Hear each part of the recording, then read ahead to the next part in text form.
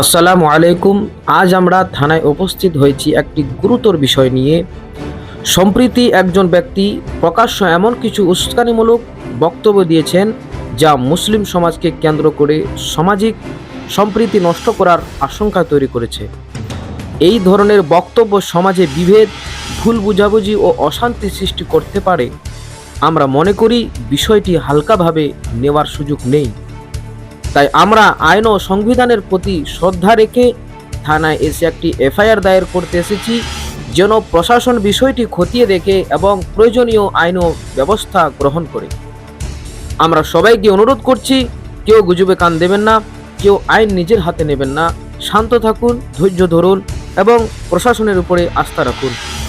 ইসলাম শান্তি ও সহনশীলতা ও ভ্রাতৃত্বের শিক্ষা দেয়। আসুন আমরা সবাই মিলে সমাজে শান্তি ও সম্প্রীতি বজায় রাখি।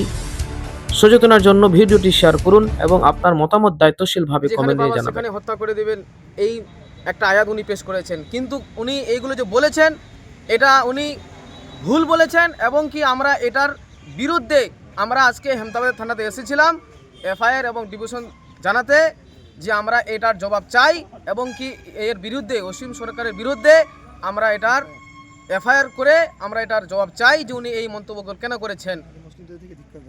আমাদের মুসলিম জনতা থেকে, আমাদের এই ইসলাম থেকে আমরা ওনাকে ধিক্কার জানাই।